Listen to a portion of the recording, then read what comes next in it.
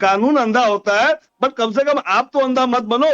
आपको तो साफ दिख रहा था कि उनके जाने के बाद गंगा जल से धोया गया था मंदिर को। भाई साहब, हमारे आज भी ओबीसी, मैं एक सिंपल सी बात आपसे पूछ रहा हूं, अन्याय हो रहा है। सर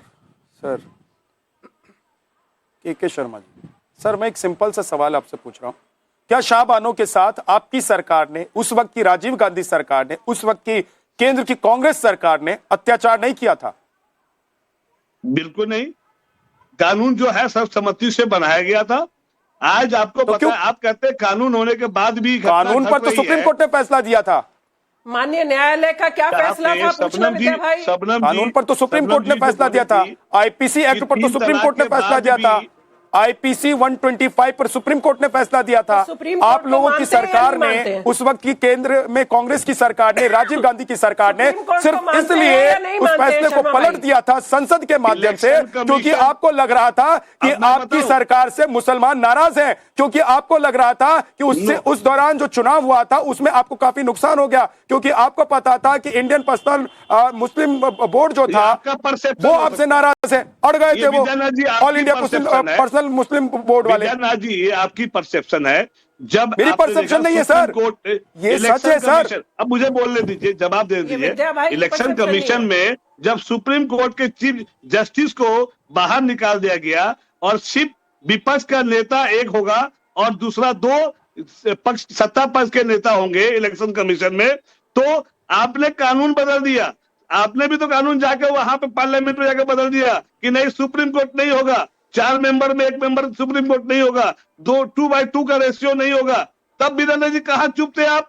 क्या ये देश में कि जो हमारा चुनाव है और डेमोक्रेसी है, निष्पक्ष का हक नहीं है उनका कि निष्पक्ष चुनाव हो? इलेक्शन कमीशन किसी का तोता हो, इलेक्शन कमीशन तोता हो और किसी का कानून माने, वो बीजेपी के लिए, बीजेपी के एजेंट के रूप में काम करे, चुनाव में फर्जीवाड़ा करे। शर्मा जी, एक गलत से दूसरा गलत जोड़कर सही नहीं हो जाता। मैं पूछ रहा हूं कि आपकी सरकार ने क्या उस वक्त अत्याचार नहीं किया था? क्या all India Muslim personal law board और कुछ मुस्लिम संगठनों के दबाव में राजीव गांधी की सरकार ने उस वक्त सुप्रीम कोर्ट के फैसले को नहीं पलट दिया था? क्या तुष्टीकरण की राजनीति के लिए आप लोगों ने एक मुस्लिम महिला के साथ अन्याय नहीं किया था? क्या तुष्टीकरण की राजनीति के लिए, वोट बैंक के लिए, चुनाव जीतने के लिए आप लोगों ने मुस्लिम महिलाओं के साथ अत्याचार नहीं किया? इसका जवाब है तो दीजिए सर। एलिगेशन ये सच है सर। आपकी सरकार ने क्या सुप्रीम कोर्ट के फैसले को नहीं पलटा था? आपकी सरकार ने सुप्रीम कोर्ट के फैसले को पलटा था या नहीं पलटा था? जो सही उस समय कानून के लिए, देश में शांति के लिए जो जरूरत थी, जो आपने जो सर, उसके बाद भी कई बार सुप्रीम कोर्ट ने टिप्पणी की है इस तरह के मामलों को लेकर कि मुस्लिम महिलाओं को उनका हक मिलना चाहिए। अगर आप लोग शरिया से देश को चलाना चाहते थे तो बाकी लगा रहे थे, तो सर बाकी अपराधों पर भी शरिया लॉ लागू करते ना। तो सुप्रीम कोर्ट इनको बोले देश के 2 टुकड़े, जो बता रही है बीजेपी प्रवक्ता, देश के टुकड़े तो ये कर रही है, ये हद लव जिहाद, मुमताज, कभी मंगलसूत्र, कभी कुछ, हमेशा देश में टाइम टू टाइम हमेशा किसी भी तरीके से मुस्लिम और हिंदू का टॉपिक चलते रहना चाहिए, बंद नहीं होना चाहिए। देश में नफरत की आग लगी रही है। शर्मा जी, आपका सच अगर पर्दे पर दिख जाता है, सिनेमा घर में दिख जाता है, मुस्लिम महिलाओं की हक की बात होती है, चाहे वो ट्रिपल तलाक हो, चाहे वो 370 की बात हो, अगर हक की बात होती है तो आप लोग खड़े हो जाते हैं। आप लोग कहते हैं कि हिंदू मुसलमान कर रहे हैं, ये देश को बांटने की कोशिश कर रहे हैं, ये समाज को बांटने की कोशिश कर रहे हैं। सर, समाज तो तभी बट गया था जब एक वर्ग की महिला के लिए आप लोगों ने संसद से कानून को पलट दिया था, सुप्रीम कोर्ट के कानून को, फैसले को पलट दिया था, कानूनी फैसले को। मुमताज आलम रिजवी, मुस्लिम जो भी मूवी होती है, शबनम खान क्या जवाब देना चाह रही हैं? मैं प्रोड्यूसर से कहूंगा अगर कोई जवाब देना चाह रहा है तो मुझे बताएं प्लीज, क्योंकि मुझे यहां दिख नहीं रहा, मैं आउटडोर बाहर खड़ा हूं। मुझे बताया जाए कि कोई अगर एक दूसरे पर जवाब देना चाह रहा है। विद्या भाई, शबनम क्या आप जवाब देना चाह रही हैं? क्योंकि बीच बीच में आपकी आवाज आ रही है। विद्या भाई, मैं के शर्मा भाई साहब को कह रही हूं कि अगर मुसलमान बहनें ये कहने के लिए थोड़ी ताकतवर हो रही हैं कि साडा हक एथे रख, तो आपको क्या प्रॉब्लम है?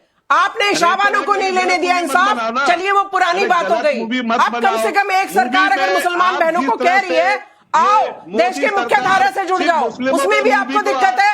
क्यों मुसलमान बहनें देश की मुख्य धारा से नहीं जुड़ सकती हैं? क्यों नहीं जुड़ेंगी? अत्याचार हो रहा है, क्यों नहीं जुड़ने दोगे?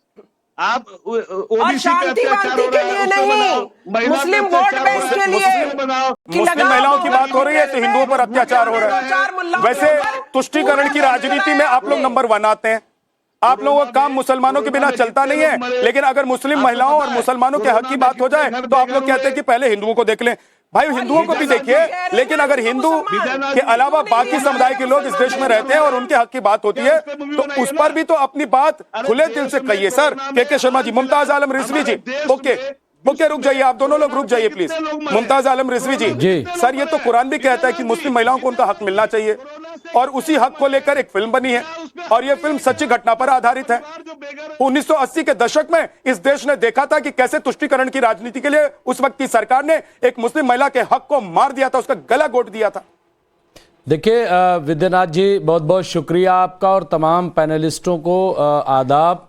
मैं एक चीज कहना चाहता हूं कि पहली बात क्लियर कर लीजिए कि ये 3 तलाक पे जो बार बार हो रही, 3 तलाक अब भी है, 3 तलाक खत्म नहीं हुई। एक नशिस्त में जो 3 तलाक दी जाती थी, एक साथ तलाक तलाक तलाक, तो उस पे कानून बना है।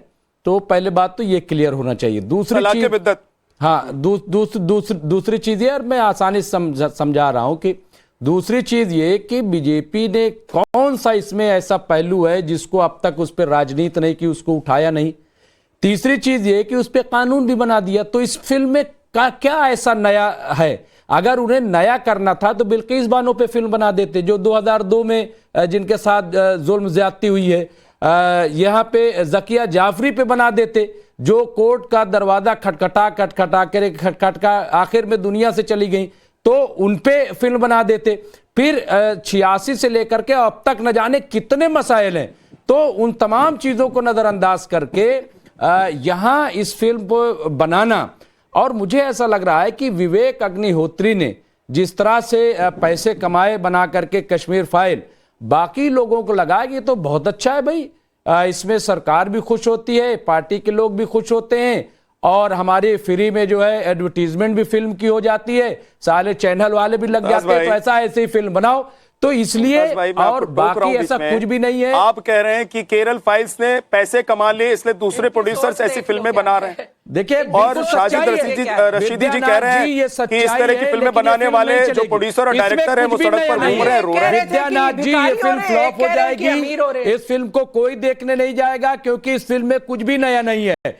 इसके सिलसिले में बीजेपी ने इतना प्रोपगेंडा किया है, इतने पहलू उठाए हैं कि कुछ बचा ही नहीं है। इसलिए जो लोग ये समझ रहे हैं कि ये बहुत फिल्म चलेगी, कोई भाई इशू क्या है? जो इशू था उस पर तो कानूनी बन गया, अब कौन सा इशू बचा? क्या बनाने का क्या मकसद हुआ? इसलिए मुझे लग रहा है कि अगर फिल्म के प्रोड्यूसर हैं, जो डायरेक्टर हैं, वो अगर बनाना चाहते हैं तो बिल्कुल इस बानों पे बनाएं।